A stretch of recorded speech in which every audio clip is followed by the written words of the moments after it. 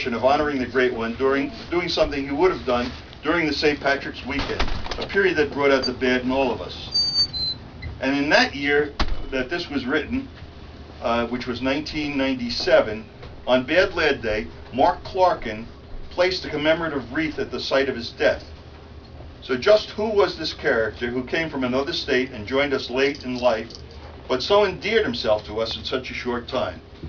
Well, tonight we'll complete the story, and if you stay here, we used to read this at 7 different bars, you stay in this one place, you'll hear the whole story of Bad Lad. And we'll hear some other stories, because tonight we have no inductees into our Hall of Fame. So we're going to talk about the inaugural characters, the 5 inaugural characters in our Hall of Fame, and we'll also talk about others in this Hall of Fame. Captain Bill just left, and he and I started Bad Lad Day in 63, the year after Bad died in New York City. Good year. And we will talk about Bad, we'll talk about Bobby Ray, we'll talk about John White. Besides honoring Bad Lad with this pub tour every year, with this pub party every year, we also honor John White and Bobby Ray. And they also were written up in the first year of our Jedsey journals. Each member had an issue unto himself. John White, we give out an award in his name. John was a great networker. He invented networking before it was even a new word. And he brought us to all the parties, and he found all the action, and he unfortunately died early in life. In fact, these 3 guys died in their 20s as a result of car accidents, as a result of drinking. And they were all in their mid-20s when they died, or early 20s. John White, we name in his honor our Man of the Year. It used to be the MVP. We named that for our Man of the Year. This year, our Man of the Year is Father Frank McNulty. So he will receive the John White Man of the Year award. Father McNulty had an eye operation and he couldn't be with us. He said he would try and call in. He couldn't be with us tonight. He had a cataract operation yesterday. John White was a very outgoing guy. He just brought us all together, and the award commemorates that. Father McNulty, coincidentally this week, was the naming of the Pope. Father McNulty, about 35, 40 years ago, tried to tell the Pope what was going wrong in the church, and he did it so eloquently that he was written up and spoken about in many newspapers and letters and magazines. And had the Pope had listened to him, the church wouldn't have had to be picking a new Pope yesterday. Instead, they deep-sicked his career. They took him off the fast track for being a bishop, and he ended up as the bench chaplain for Seton Hall basketball. But he said if he had to do all over again, he would have done it the same way. If the church had listened to him, maybe Father McNulty would have been one of the cardinals being presented yesterday. What did he say that the Pope didn't like? Everything that was wrong with the church. But he was Basically. picked. He was picked by all the other priests to present their gripes to the Pope.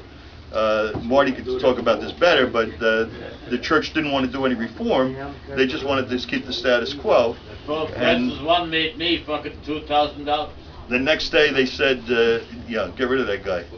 So that was the end of his career. But he said he would do the same thing again if he had to do it again. He's always been great to us. He's always remembered Jersey City. As far as he's gone, he's been always humble.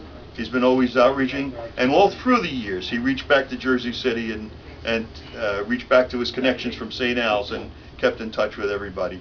So this year, the John D. White Man of the Year Award is hereby given to Father Frank McNulty. And this award acknowledges a significant contribution to the perpetuation of the loyalties, comradeship, and spirit of Jersey City during the previous year. Father Frank McNulty. Very good, Father. Marty, can you get this to him? Put it in your pocket. How old is Father McNulty now? 86. He was the one who brought up two things. One, said to the Pope about the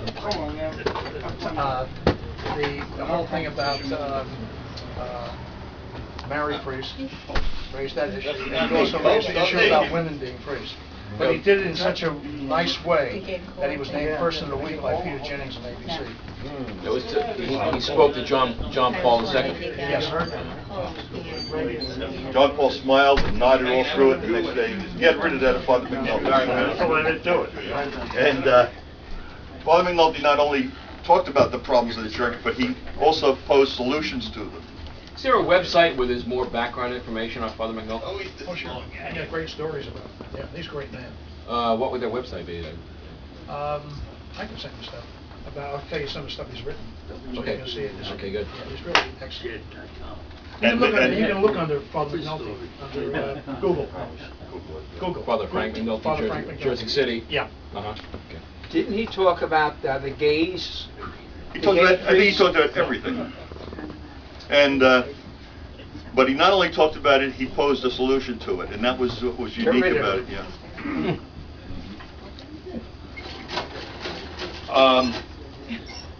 Another person in our Hall of Fame is Bobby Ray. Bobby Ray was my best friend. I didn't have, my own brother was 16 years my junior, and he was more like a son. I raised him, and people at times thought he was an illegitimate child that I had because I was so close to him, so protective of him. But my own parents had some parenting problems, and I thought I would step in and help correct them in that area and give them some benefits that I didn't have. Bobby Ray was a few years my junior, and he was like the younger brother I never had when we met up. We complemented each other in that he was interested in the humanities and I was interested in science, and we would talk to each other on each other's subject. And Bobby Ray was a great writer, and when I started the Jedsey Journal, a couple of years later he was at Hobart and he started his own paper called the Verbal Snark. So this year we give the Verbal Snark Award in appreciation of our best contributions to the Jedsey Journal last year. Bobby Ray was going for his doctorate at Northwestern University, and right in the process he had a car accident and hit a wall, and he died a few months later after some complications from the accident. He lost kidneys and stuff, and blood clot finally just killed him, and that they weren't able to stop. His family was like a second family to me. His mother was like she was more controlled than my own mother, and she took me on as a son and did a lot of things for me even after Bobby passed. And his dad was he had a very pretty sister too, younger sister, and his dad was the real star of the family. His dad was the last player in Jersey City to play football without a helmet. He played running back for Dickinson when they mandated helmets, and he grandfathered in and was the last one to play without a helmet. He became a lawyer without going to law school. In those days you just had to read law, and he was a corporation lawyer in Jersey City. He was a Mason. The first one I heard of being a Mason, he belonged to this Masonic temple right over here on Bergen Avenue, which is now, you think it's a Coptic church, but a lot of the Jersey City politics was formed in that Masonic temple. He unfortunately didn't back Hague, and so his career never really took off. But he had come from Kentucky to Jersey City. He was a descendant of William Penn, and he had come through Kentucky. But in Kentucky, as a child, he learned to ride. And when they did the first Western movies, they were not made in Englewood Cliffs. They were made in Curry's Woods, because the Pinkertons were out looking to enforce Edison's control of the film, and people were trying to make films without paying Edison his royalties. And so they would look for out-of-the-way places, and Curry's Woods was a natural. It looked like the West, and if you saw an old Western, one of the first non-talking Westerns, and you saw an outrider in the back, that was always Bobby Ray's father. He was in every one that they made down there, because he could ride. And he, I think it was like 50, 60 years old in those days, which to us was old, and he was still fighting. You know, he'd still get bar fights. He was a real character. Anyway, Bobby himself was a dear friend, you know, and very loyal and very good writer, and he would contribute stories to Jedsey journals, and then he would make his own paper. And one time when we were in the Bahamas together, we put out two joint issues of the Jedsey Journal and Verbal Snark from there. And the only ones that survived, Jimmy Nation saved, because my parents threw out my hard copies of the Jedsey journals. They thought they were evidence. So anyway, I've seen one that survived of the Jedsey Journal Verbal Snark combinations. But anyway, we have last year's Bobby Ray Award winner with us tonight, Joe Jankowski, in the back. Joe wrote that nice story about Michael Rooney. And Michael Rooney entertained us all here last year with stories about his pal Danny Waddleton. So this year, the award's going to go to Marty Walsh, because in every issue last year he had at least one or two stories that were outstanding, including the first issue of the year, which started in December and went into 2 months of the year, which had two great stories, which included reference to Father McNulty, and you could Google them and find out some more about that. They were in our archives. So, in grateful appreciation of past efforts, the Robert Penn Ray Verbal Snark Award is hereby given to Marty Walsh for 2012. This award acknowledges a significant contribution in the field of Jedsey journalism during the previous year.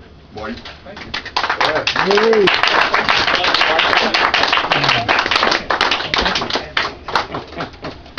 Am I supposed to say something?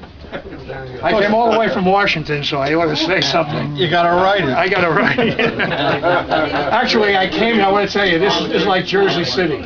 I grew up on Van Nostrand Avenue, went to St. Paul's Grammar Center, St. Paul's, St. Al's High School, St. Peter's College, went into Jesuits, came back, taught at St. Peter's Prep, and then I went to theology, and then I left. And lived in Washington, except for 2 years in Atlanta. But I feel very much like a guy from Jersey City who got lost.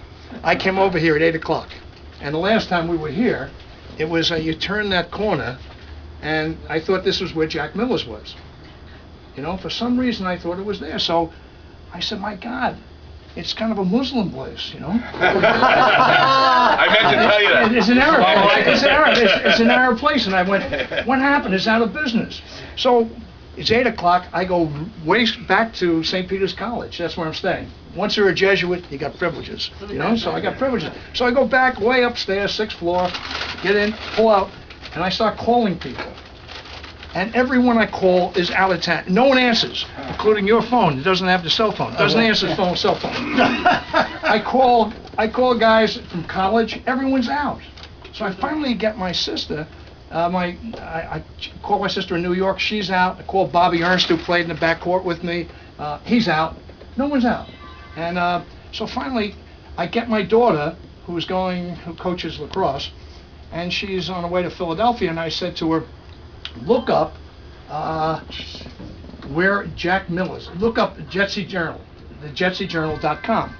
So she looks up, and it's not a name of a place. It says it's going to give an award tonight to Marty Walsh and to Father McNulty, but no joint. So here I am sitting there, and I said, where is this place? I don't know, here I am. So I call Jed's number, doesn't answer, you know? No one answers. So I finally called, my daughter says, well, what is the, I said, check it out on Jersey City, Jack Miller's place, 243 Academy.